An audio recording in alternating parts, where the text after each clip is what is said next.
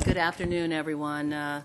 We are in our last work session on the MCPS budget. We had intended to have one more work session, but we didn't think that was necessary. After the last one we had was last week. It was on the achievement gap, and council staff, Dr. Elaine Bonner-Tompkins, has prepared a memo for me. It was dated April 30th, which is just the summarization of the points that we all discussed last week. And so even though this was not on the agenda, I think that we want to take a couple of moments to sort of wrap this up so that Ms. McGuire can take us through her packet. I didn't think it was necessary to continue the conversation because we went through a lot of that. Everything that we wanted to cover, we pretty much covered it last week.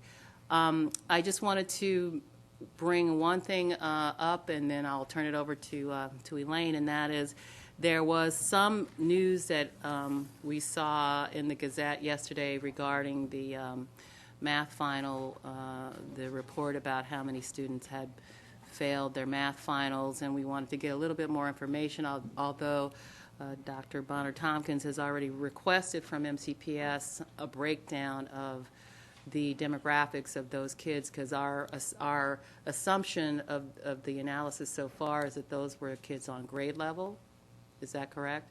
So we will be taking a look at that and having ongoing conversations with you, Mr. Barclay, as we move forward. So I think we should take the time out now to have everybody at the table introduce themselves for the record. Chris Barclay, President of the Board of Education. Welcome. Phil Kaufman, Vice President of the Board. Good afternoon. Good afternoon, Josh Starr, Superintendent of Schools, and I just want to thank you for rescheduling this. As you know, one of our close colleagues, her father passed away in a funeral, so very much appreciate you rearranging this so that we could attend that funeral. Thank you. Blaise DeFazio, OMB. Jane Wakera, OMB. Very good. So welcome, everyone, and unless you have any opening statements, Mr. Barclay, we will turn it over to Dr. Bonner-Tompkins, and she's just got a short wrap-up, and then we'll turn it over to council staff to finish the packet. Thank you, Ms. Urban. As Ms. Urban stated, we had a work session on the MCPS budget and its implications for the achievement gap on April 19th. There was a lot of issues covered during that work session. It's summarized in the memorandum from Committee Chair Valerie Urban. We have copies of that in the back. Just briefly, the discussion touched on the return on investment for efforts to narrow the achievement gap, the school system's planned work in terms of improving the delivery of interventions for struggling students, the alignment between county-funded programs outside of MCPS and their impact on the achievement gap, as well as the concerns of community members, particularly from the African-American community, about the persistence of the achievement gap over the last 30 to 40 years. It's been the decision of the Ed Committee that they'd like to follow up on their review and their monitoring of the achievement gap and best practices for MCPS after budget, in particular after the Board of Education approves the new strategic plan for MCPS around improving student achievement. The Ed Committee will request a briefing from MCPS on what are the metrics included in that plan, what are the strategies there. They would also like an update on the piloting of the new system of interventions for struggling students once that's executed in the first cohort of schools. And then we anticipate for our OLO work program that we will include an update of our 2008 high school consortia project, so that there will be an update of that effort in FY14, as well as another series of another work session for the FY15 budget focused on the achievement gap and its implications for the proposed budget. So that pretty much wraps up the discussion from April 19th and the plan for the Ed Committee staying apprised of these issues in the future. Thank you very much. Well done. So we will just keep you all in the loop as we move ahead after budget. So thank you, Dr. Bonner-Tompkins, for your great work. So we will now take up the packet number 1. So that today, the Ed Committees will make its final recommendation on the CIP and the operating budget, and the full council will take up the budget, which is scheduled on May 13th. I think that's a Monday. It is Monday. It's in the afternoon. Okay, so I will turn it over to Ms. McGuire, who's prepared the packet for us today. It's pretty self-explanatory, so we'll go ahead and walk through it, and we'll stop anytime, Mr. Barkley, you have a question, or Dr. Starr, you want us to stop for any reason, so we'll turn it over to Ms. McGuire. Okay, thank you, Ms. Irvin. As you said, the committee has concluded its work sessions, and today I think can complete its work and finalize its recommendations on both the relevant requested capital amendments and the FY14 operating budget. Starting on the top of page 2 of your packet, there is a summary of council staff's recommendations related to both of these budgets, and then the packet does walk through the elements. If we could take the capital budget first. The committee did discuss the amendments, board-requested amendments to the FY13 to 18 CIP on April 15th. The committee did make one recommendation that day of adding the board's request of $220,000 to FY14 to fund an increase in facility planning. As you remember, that increase was not recommended by the executive, and so the committee did recommend adding those dollars to the CIP in 14. What the committee requested was some additional discussion of the priorities of HVAC and PLAR. The committee, of course, discussed the very significant nature of the HVAC project in particular and how critical that is, and was interested in determining whether additional funds might be possible there. The committee also needs to make a recommendation on how to close the executive's reductions that total $20 million between FY 15 to 18, $5 million a year. And council staff's recommendation at this time is that the committee recommend using the higher revenue assumptions from the impact tax, the school impact tax. As you remember, the council is assuming a higher level of school impact tax than the executive. That total is approximately $20 million. As the committee has discussed, this is not a perfect solution. It does not close this gap exactly in every year, and there could be other reconciliation problems looming, both from other projects and areas of the CIP that are before the council for consideration, as well as the fact, and I know OMB wanted to address this issue as well as the fact that we have not yet received, the county has not yet received its final allocation of state aid for the capital budget. And at the moment, our state aid that's been allocated to the county from the state is less than what's assumed in the executive's budget. And so it's unclear how much of that difference will be made up.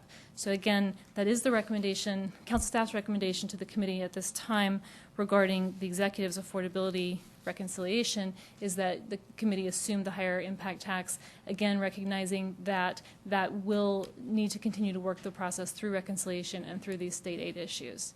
I'm sorry, I did skip over briefly. The committee was interested again in HVAC. It's my thought that that the committee could add back 1/3 of the board's FY14 request, which would be $3.8 million. Again, certainly there's almost any amount of funding could be used in this area. It's so important. However, there are very, again, serious affordability issues facing the council. This seems like a reasonable approach to take, again, with the understanding that it may not be possible at reconciliation, but certainly it's an important priority to try. Thank you very much for that. The committee, as you all know, were really in lockstep with what you recommended in the executive's budget, and we did all that we could to get this money somewhere back in the budget. And the looming issue, as Ms. McGuire pointed out, is that the state aid is not coming in the way we need it to. And so we're going to have to put our heads together in this upcoming 90-day session, because this is just not working for us very well in the county, and the HVAC situation is pretty dire based on what we heard from Mr. Song. So we are doing, as a committee, all that we can to try to come up to something that we believe we can do in this budget this year. And Mr. DeFazio, did you have something that you would like to add? Yes, thank you, Ms. Mr. Irvin. DeFazio on Bring Your child to school, they brought his daughter. She was very impressive, and we're very scared of him now. He brought the heat, and now when he comes to the table, we Wish she know was what. available again today. Darn it.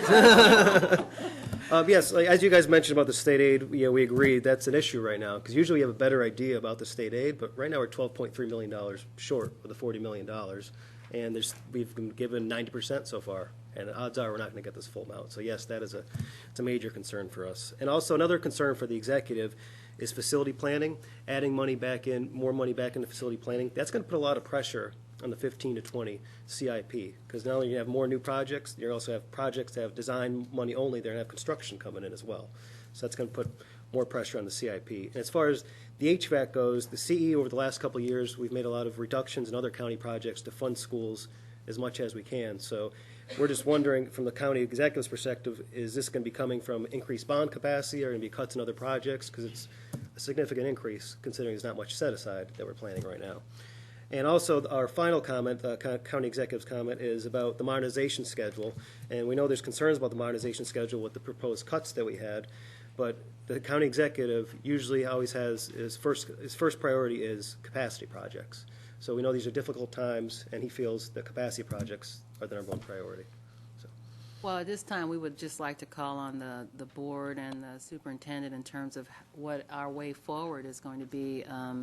This is a significant issue for all of us, and I think together, if we can come up with some solutions as we go into the next 90-day session, that would be very, very important, because this is pretty dramatic, and I don't know what we're going to do about our bond capacity. We'll have to have some conversations about that, but both my colleagues have their lights on, so I'll take you first, Councilmember Andrews. Okay. Thank you, Chair Irvin. Well, I would say that one can, I think HVAC is very important. It helps maintain capacity, and if it's not working, then you can have a loss of capacity from that. But the major point I wanted to make was this, that the Montgomery County is continuing to get shortchanged in school construction funding from the state. As was mentioned, we're only at around 9% of the total we educate. Montgomery County educates about 17% of the state's school-age public school population. And so if we're consistently receiving less than that, as we have been from the state, then it's putting more pressure on local taxes and spending than should be the case. And we need to find ways to persuade our state lawmakers and the governor particularly to allocate and recommend at least more for MCPS for school construction funding than it's getting relative to the rest of the state. Thank you very much, Councilmember Andrews, for those comments. We've been sitting at this dais for a while now together, and year after year, we say the same thing at the same time in the spring. So we're going to have to do a little bit more to get these dollars. It's a serious concern. And Councilmember Rice. Yeah, so I don't mean to beat a dead horse, but you're absolutely right. I think that we are going to have to be aggressive and no longer be insistent, but be aggressive in terms of our quest to achieve what Councilmember Andrews said is what's fair for Montgomery County when it comes to supporting our schools. Not only are we educating the largest number of school children, but we also have the best performance of school children throughout the state.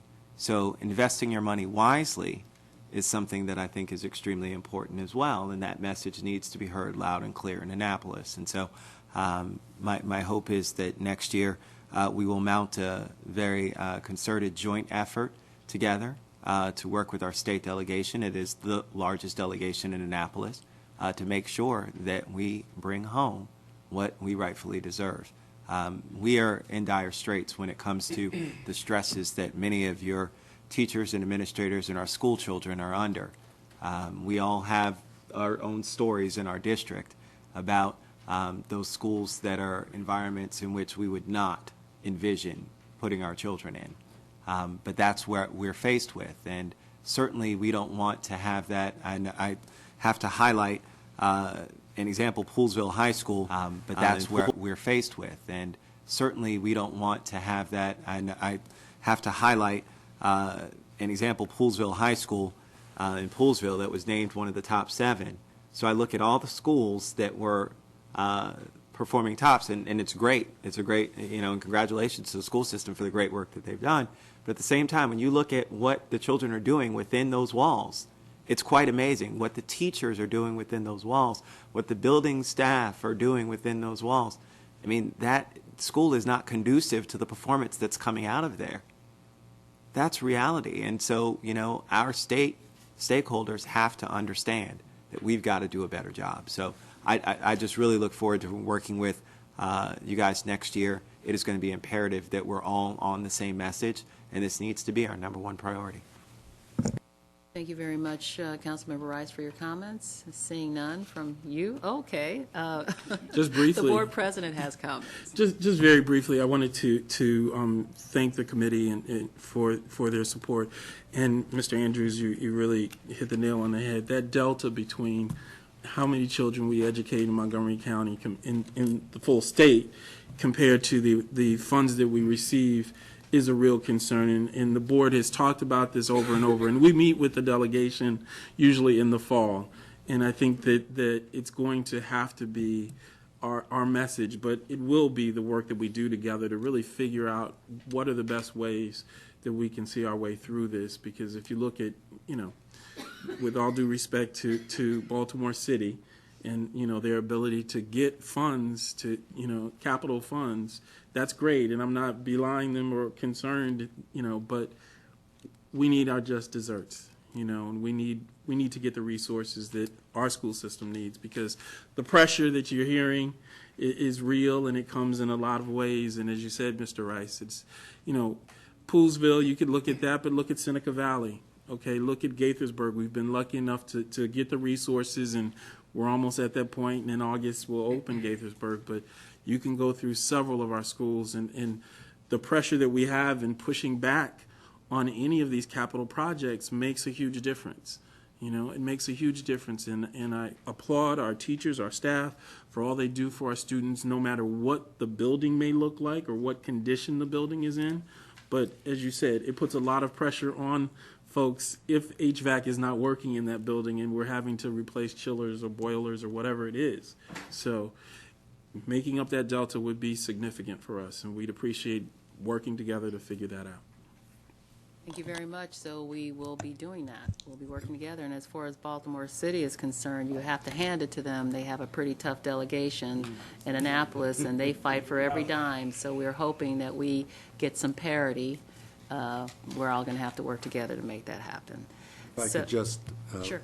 make a brief comment, and council members know we are impacted by tremendous growth, and many of the other systems, school systems in the state are not facing the kind of growth that we're facing. I mean, it is 12,000 more students in the last 6 years.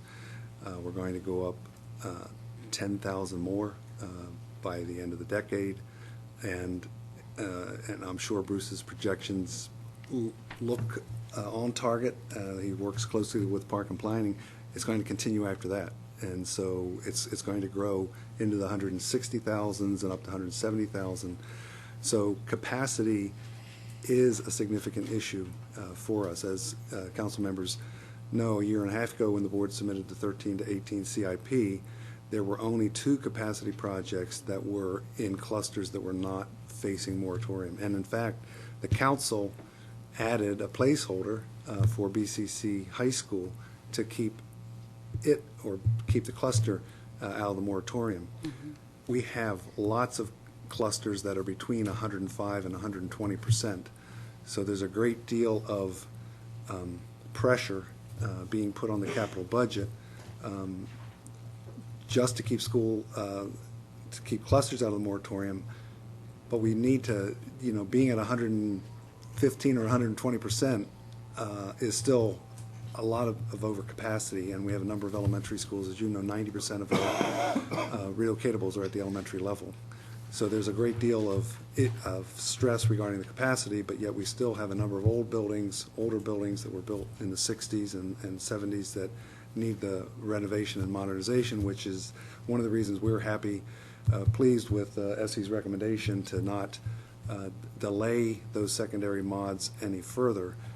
But again, next year when we come back, we're going to really have to work together because we have, again, the pressures of the capacity, the modernization, and the other issue today is HVAC and just maintaining systems in the older buildings and having to do that too. So that's kind of the three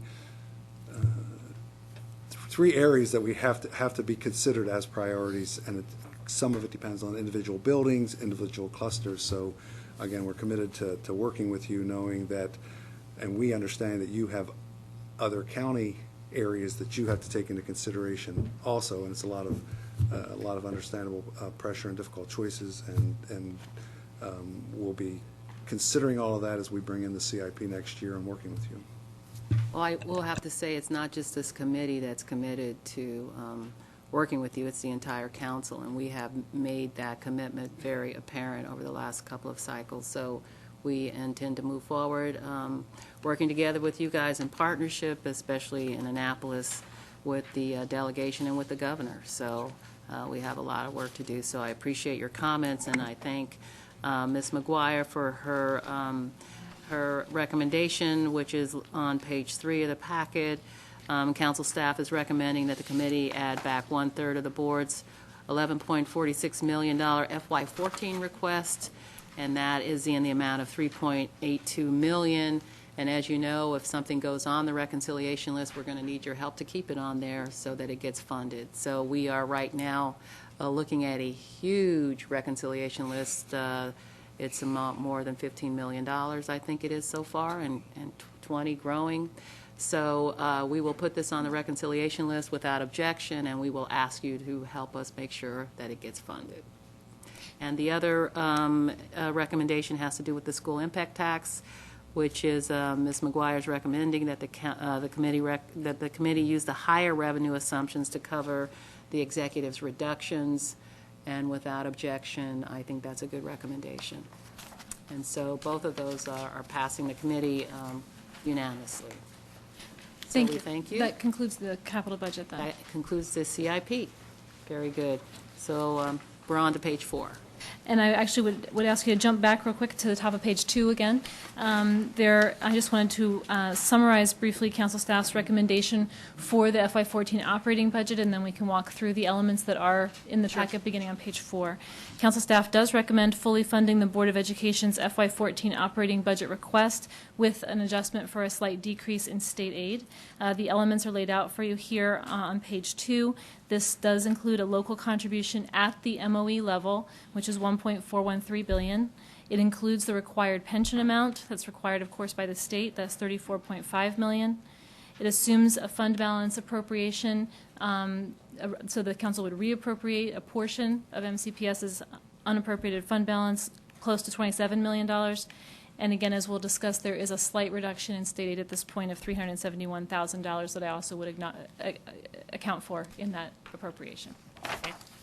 So moving then back to page 4, as I mentioned, there is a slight reduction of state aid for the MCPS operating budget, and MCPS staff can speak a little more to the details if the committee would like to discuss it further. The reductions are in 2 areas of state aid. Our allocation of foundation aid is slightly lower, and the transportation aid is also lower. That is the bulk of this decrease.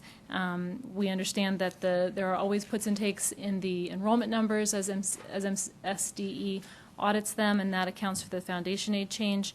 And transportation aid, apparently they determined that the CPI adjustment needed to be lowered, and that is the cause of that change. So again, I recommend that the committee account for this change by decreasing the tax-supported appropriation by the $371,000 recommended. Very good. Thank you, Ms. McGuire. Any comments, Mr. Bowers, or anybody from? As he really covered it, I mean, the assumption was a 1% in the governor's budget was a 1% increase based on inflation for transportation. They used the transportation component of the cost of living index, and that based on fuel prices and everything, was not going up. So the legislature took that increase out. That was the major increase. And the enrollment is really based on other counties whose enrollment numbers changed slightly. And as you know, there's just a pot of money that then gets divided. So it's a minor change, but it's really not our enrollment numbers, but really from other counties. Very good. Okay, so without objection, we're fine with that. Moving on.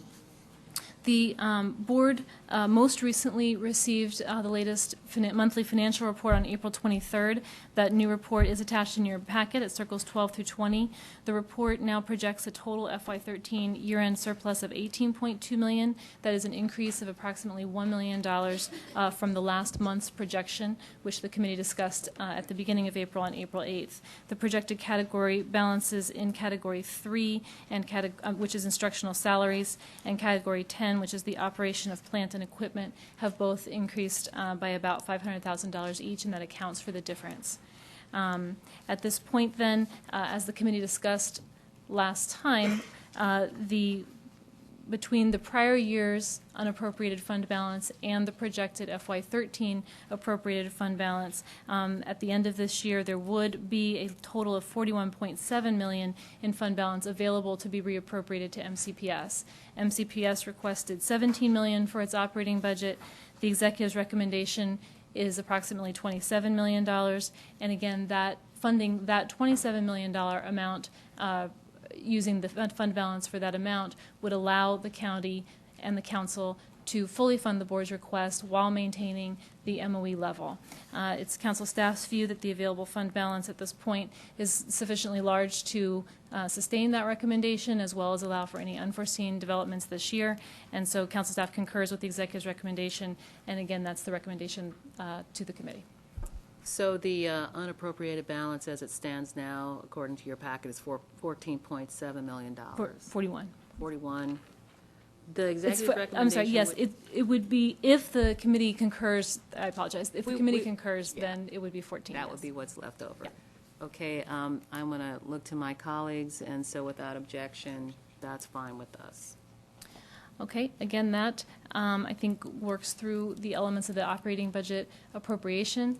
What is in the remainder of your packet is a discussion of the report on funds budgeted in Category 12.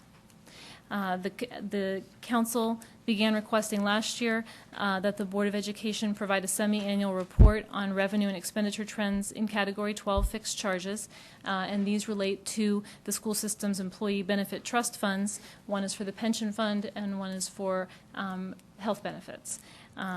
And those certain aspects of the report are highlighted here in your packet. Craig Howard and Aaron Tromkin from the Office of Legislative Oversight assisted in this analysis, and they're here if the committee has any specific questions, as well, of course, as Mr. Bowers and other MCPS representatives. In sum, MCPS anticipates a low funded ratio for its pension fund and high fund balances in its group insurance funds. And so again, the committee can understand in discussions with the board and MCPS staff how these trends are affecting the budget in FY13 and 14. Starting with the pension fund, MCPS is budgeting a budget amount of $79.5 million in FY14 to meet its pension fund obligation. This is a 13% increase above the FY13 amount and is projected to increase again in FY15. The funded ratio of MCPS is lower than the other county agencies, and as the committee discussed with the board last year, the Fiscal Management Committee of the board is evaluating options and strategies to improve its pension funding ratio. The memo from Board President Barclay that's in your packet indicates that the Fiscal Management Committee's discussions of this issue are ongoing, and the committee may want to discuss whether there are any actions envisioned in this upcoming year or what the status is of those discussions. Mr. Bowers, did you want to speak to any of that at this moment? Because I know that the committee is really interested in this topic. I'm not sure we want to take it up today. Until we pass the budget, but I think that soon after we're done in May that we would like to come back with you to talk about this topic of your pension fund and moving forward, how this will change in the new MOE law after 17, is it? Will it then be rolled into the MOE? Can you kind of speak to that a little bit, Essie? So what we're looking at here is we will have a more full conversation with you just on this topic in terms of your contribution and the ratio and all of that and what the board has discussed regarding it. But I'm more interested in how we get to the new number in the MOE as it relates to the teacher pension. Well, and there are different aspects of that issue. The MOE issue relates, of course, to the state's requirement of the county's contribution to the state teacher pensions. In addition, and that figure will, as the committee has discussed, be rolled into our MOE requirement and thus affect in 17 and going forward the per pupil cost in order to absorb that cost within the school system as it goes forward. Related to the amount that the MCPS will need to be increasing each year to its contributions to its own pension fund, because of course the teacher pensions are only one group of employees at the school system that the school system must maintain pension funds for. And so, Mr. Bowers, I don't know if you want to speak more directly to the issues of the pension fund that supports other school system employee benefits. And again, if we're going to have a broader conversation, I'll save most of the comments. One of the things just to share is the Fiscal Management Committee has been reviewing this closely. We've taken have had a number of different conversations with them about different options. If you look on Circle 28, you can see that the projection is once the significant losses that all plans experienced as a result of the Great Recession are rolled off, and by rolling off, they're basically smoothed out over a 5-year period, and then the gains of the more recent years start to come in. The percentage contribution is going to be going down, and so one of the conversations the board has had, one of the recommendations under consideration is that they do not reduce the contribution rate until we get to a certain level of funding. So that's one of the options that they're considering. There's other options that we will again be reviewing with the Fiscal Management Committee this fall, but certainly a conversation with this committee would be welcomed in terms of some of the background. As indicated in Essie's memo, there was about a decade ago or so, we were 100% funded, as were many plans throughout the country. Obviously, the tremendous losses the funds took had a great impact. Essie also highlights that there were some significant plan changes in 2006, and the timing of that wasn't great with those losses just 2 years later. We also made a change in assumptions along the way that the rate of return would be 7.5% instead of 8%, and that too reduced the funded ratio by about 6 or so%. That reflects why it is oftentimes difficult to compare different plans' funding ratios, because they use different assumptions, they amortize their unfunded liability over different periods of time in a different manner, so it is oftentimes difficult to really compare. So again, a fuller discussion would really help with that. But I think we're confident that we're certainly on the right track. We would certainly like it to be funded at a higher ratio. We're moving towards that. We want to get it up to 80% and then get it to 90% and have strategies in place to do that. And again, the Fiscal Management Committee is committed to looking at different options for doing that. Just what Essie said, the funding of the contributions we're now required to make into the state system, as you indicated, after 16 will become part of maintenance of effort. The challenges after that will be then if those ratios change and the numbers change, that all becomes part of maintenance of effort then. So I think that's one of the challenges we're facing after 16. I know there's challenges in getting to that point, but beyond that, they're going to be even greater. Thank you very much, Mr. Bowers, for those comments. Did you have anything? Okay, Councilmember Andrews has a question. Yeah, thanks. Well, large unfunded pension liabilities are a huge issue for many state and local governments. And what happened in 2006, which you alluded to in terms of the significant change in the plan, was that the General Assembly increased the pension benefits for teachers by 29% and then made them retroactive back to 1998, and then didn't keep up with what was necessary in terms of funding those significant increases in the pension benefits, and last year decided to pass a lot of the bill onto the counties. And that bill will be more than $60 million to Montgomery County alone in 2017 alone. It's now estimated to be about $62 million that will be added. That's twice of our library's budget for the year, library department budget for the year, to put it in perspective. And so that was a huge hit to Montgomery County, passed by the General Assembly, and a huge hit to many other counties as well. But it hit Montgomery County even harder than others because we have more teachers and their salaries on average are higher than other counties. So this is a really a big challenge facing both MCPS and the county, and we need to find a way to soften that impact, at the least, that the state has dealt to Montgomery County and to other counties too, if we're going to manage through it in a way that's not resulting in a lot of extremely negative outcomes. It is a huge change in the obligation of the county to fund it, and the county doesn't. Montgomery County Council doesn't set teacher salaries. We don't set pension benefits, and we don't invest the funds.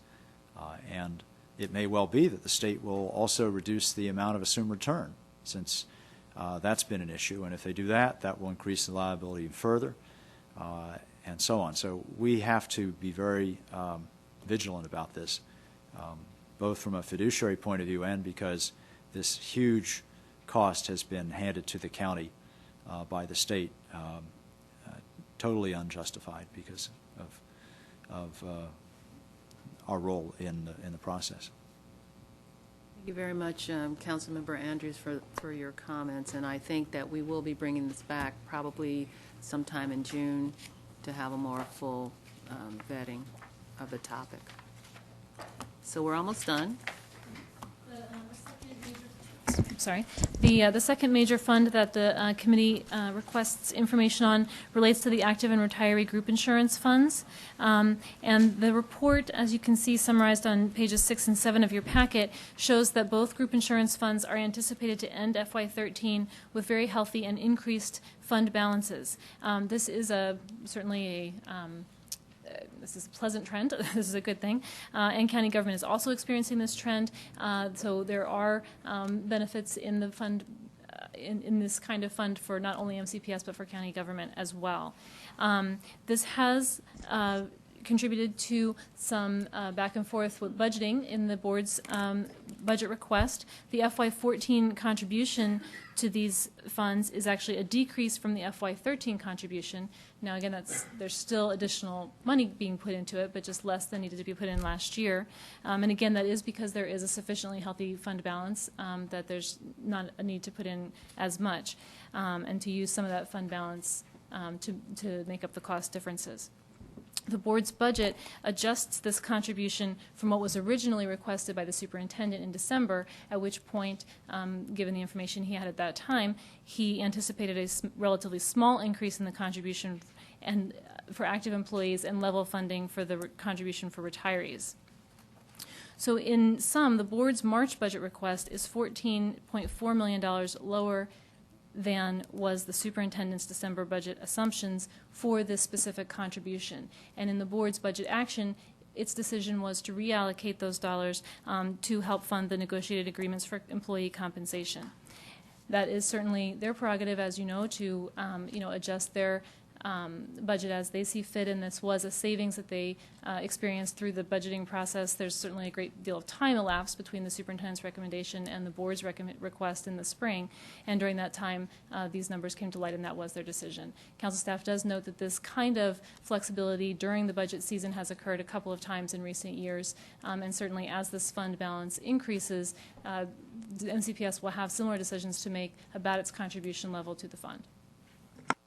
Thank you very much, Ms. McGuire, for always doing such a great job, and I appreciate working with you throughout the budget. And I also want to say to the members of the board who are in the audience, I think that's everybody there, and to the superintendent, we've really enjoyed working with you on the budget this year, even though we weren't able to come up to the number on HVAC and other items in the CIP that you requested, but we will be working very closely with you moving forward as it relates to where we are with the governor and the General Assembly next year. So I think we're pretty much done with the committee's work. In the work session, we will be presenting to the full council on May 13th. We will need your help to get the $3.82 million off the reconciliation list. But I think we've had a very good collaboration with you all this year as it relates to the budget, and we hope that continues. So thank you all for being here this afternoon. Appreciate it.